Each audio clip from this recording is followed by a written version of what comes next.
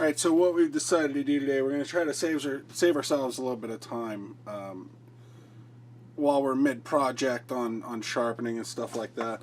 So you guys know that typically this is my sharpening setup here.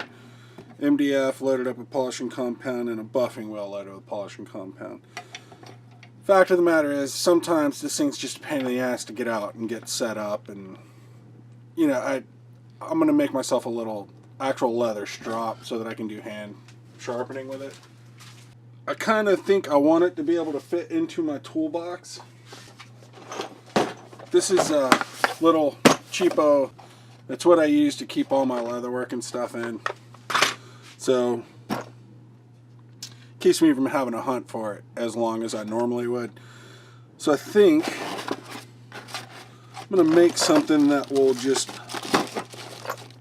like live right here. So we'll go 16 inches long, and I think 4 inches wide will be plenty. The biggest tool I have to sharpen doing leatherworking is this round knife, and that's 4x16 is plenty big enough. I do want a handle on it on the end, so I think something that will fit comfortably. 16 is about it.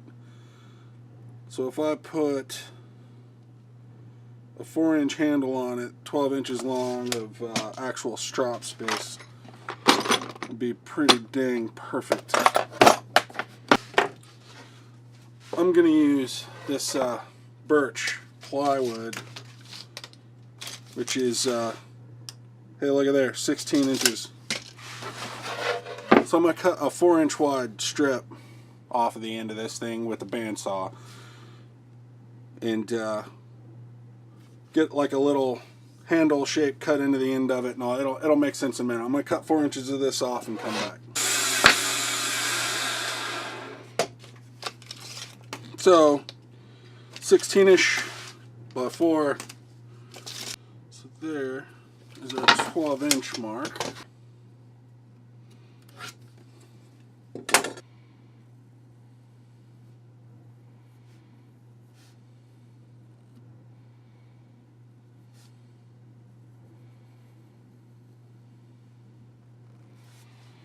Alright, so I'm going to cut this shape out on the bandsaw, get it sanded up a little bit, and then I'll trace that onto paper and use that to transfer that over to here. So that'll make sense as you watch it.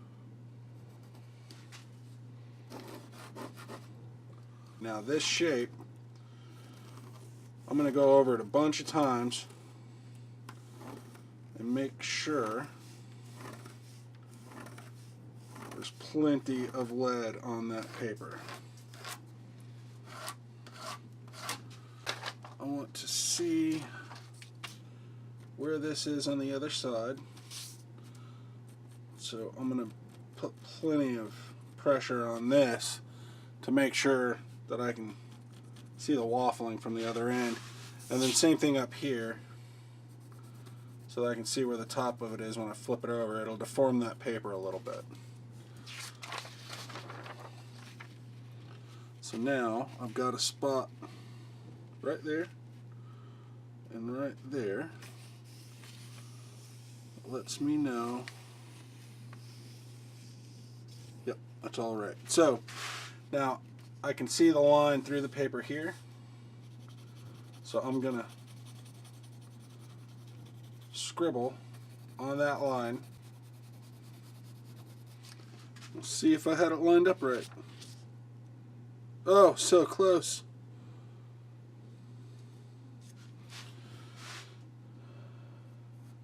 I think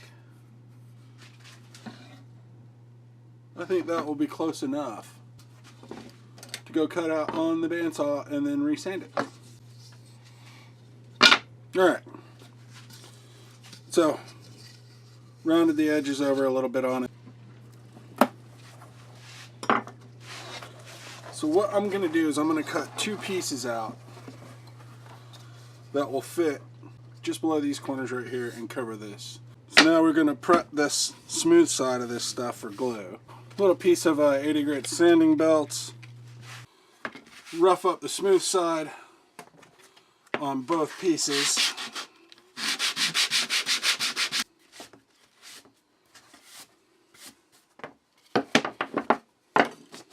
Alright, so we got this leather roughed up on the smooth side so that it'll take a better hold with the contact cement. We're going to get one of these pieces loaded up with contact cement, get one side of this thing loaded up with contact cement, and let them tack and get it stuck on, then we'll come back to the other side.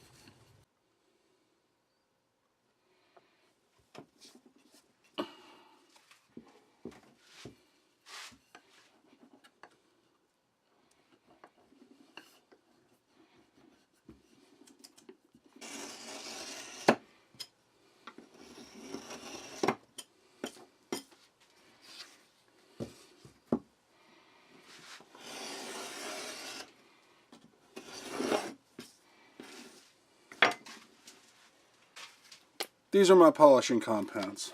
So this one, this is the green one you guys see me using all the time on my grinder. This is the microfine. It's the real fine one. So I'm not going to put the green stuff on here. Since this is a hand strop, I'm going to put something a little more aggressive on here. That's the finest levels here. The green is the absolute finest. And then there's white. Then you got blue and brown, but black is the coarsest. And just so happens, this is the black one. I do have white right here. So I could load this up with white. It's going to wind up looking black by the time I use it a few times. But honestly, the difference between the white and the black, functionally speaking, you're going to have a hard time telling the difference. So this stuff's kind of old, so it might take me a minute to get it going, but and it's real cold in the shop right now. I mean, there's miniature snowpocalypse going on out there, so this stuff's really hard right now.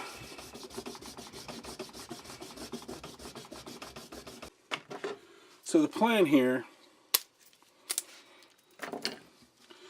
is that now I've got something I can strap these tools with without having to bring out the grinder. And you flip her over, clean her up.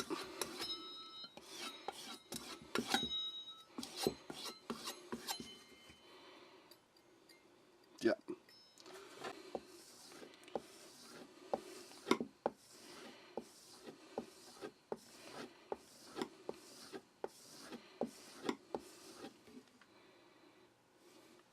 Then take one flat swipe to just put that, take that little burr off if it made one.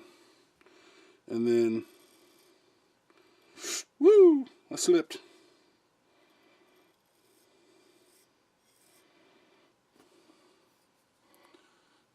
Yeah, I did slip.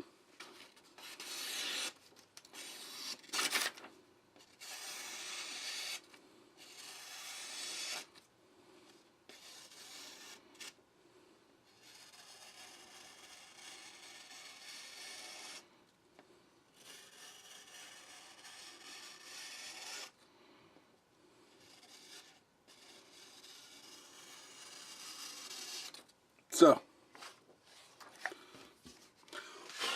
this will not repair a busted edge, but one that you already have that's sharp, it will put that keenness back on it.